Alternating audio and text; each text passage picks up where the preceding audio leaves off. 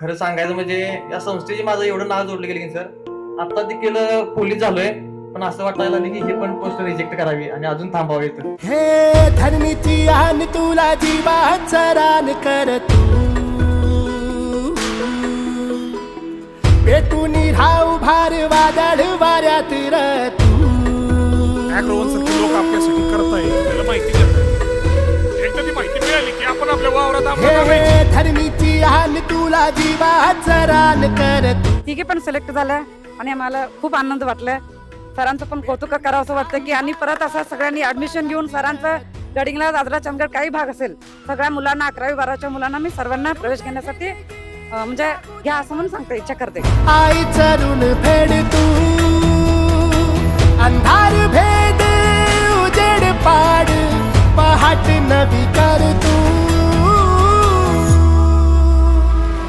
लढारा तू लढारा तू लढारा तू बळीराजा वाट हीर तुझीच तू झोकून दे बळीराजा.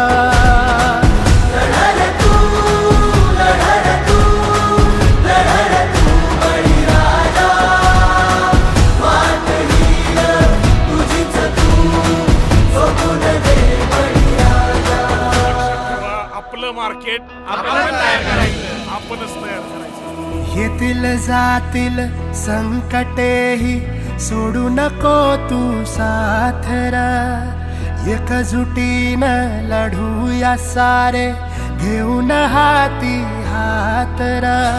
आला रे आला सिंबा आला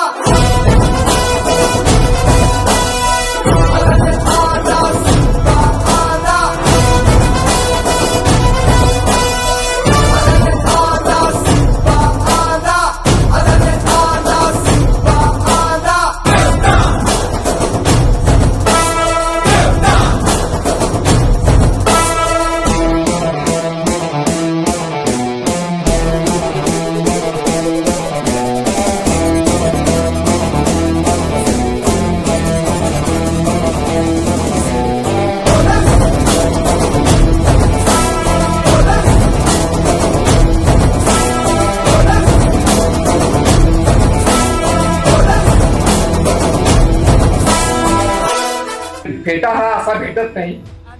मेहती सेवा त्या मुलीने आमच्या मनात टाकलेला आहे एवढं. लढारा तू लढारा तू लढारा तू बळीराजा. प्राध्यापक अर्जुनरावजी आबिटकर यांच्या उपस्थितीत इथं संपन्न होत आहे. बळीराजा लढारा तू लढारा तू लढारा तू बळीराजा वाट हीर तुझीच तू झोकून दे बळीराजा. येतील जातील संकटेही सोडू नको तू साथरा एकजुटीनं लढूया सारे घेऊन हाती हातरा. नदी पेटली उरी देवत ठेवू वातर स्वाभिमानी लढवयाही शेतकऱ्याची जात होई. आभाळाची शपथ घेऊन फुलवसार रागर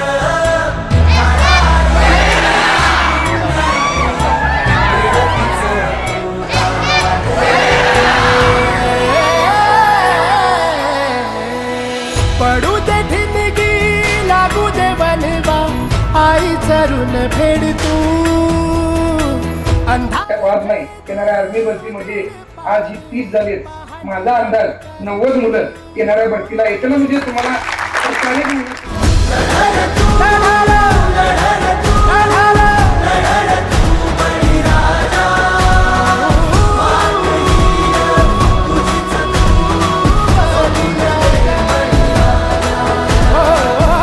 आज खरंच आपल्यासाठी आनंदाचा आणि अभिमानाचा असा क्षण आहे.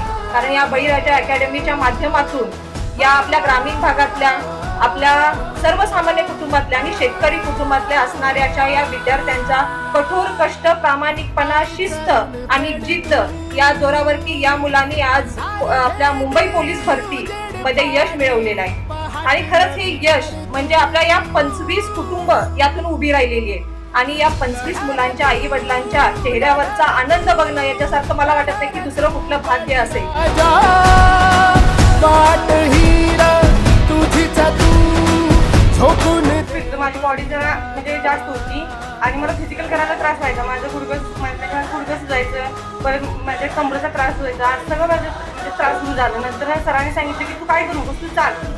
पण चालायचं मला लाज वाटायची चालायला, कारण की सगळी पळायची आणि मी चालायची. त्यावेळेला सर म्हणायचं की तू चाल असं म्हणून मला सगळे सर सांगायचे.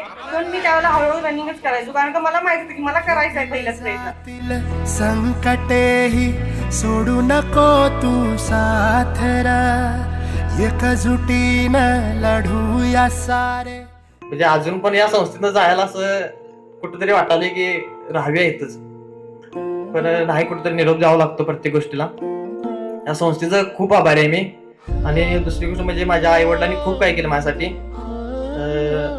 देव आहे का माहित नाही, पण मी माझ्या आई बाबांच्या देव 100% बघितलाय. सुटले धागे उरले मागे. पप्पा मला वाटतं इथं घालून गेल्यापासून 4-5 दिवस जेवलं नव्हतं सरळ घरात. मला नंतर मम्मी म्हणली, म्हणजे वडिलांचं कसं असते, मुलांच्यावरती खूप प्रेम असते, पण कधी दावत नाहीत मुलग्याला की माझं तुझ्यावरती प्रेम आहे असं. तर दुसऱ्या दिवशी पप्पांनी आली त्या दिवशी मला असं वाटलं की पप्पांनी जाऊन घट्टी मिठी मारावी. पण मुलं कधी असं वडिलांना मिठी मारणं वगैरे असं होत नाही, कारण मुलींचं असतं की सारखं वडिलांसोबत चांगलं असतं, त्यामुळं मिठी वगैरे मारणं वगैरे हे असतं मुलींसोबत असतं. पण मुलग्याला सक्सेस झाल्याच्यावर वडिलांना मिठीच मारता येतं. मी निकाल बघितला आणि पप्पांनी घट्ट मिठी मारली. विरले सारे नशिनी आले निखारे उरी. आणि या केंद्राच्या आजच्या आठवणीमध्ये स्वर्गीय अण्णांची आठवण ही महत्वाची, कारण इथं जे जे विद्यार्थी मनोगतामध्ये व्यक्त होत होते त्यांनी सुद्धा सगळ्यांनी आठवण काढली. जास्तीत जास्त लोकांना सहकार्य करावं, गोरगरिबांना मदत करावी, अशा पद्धतीचं काम केल्यानंतर खऱ्या अर्थानं या अकॅडमीचं नाव आहे बळीराजा. आणि या बळीराजा अकॅडमीला साजेस अशा पद्धतीचं काम करावं. मी कुठे शिकलोय तर बळीराजामध्ये शिकलो.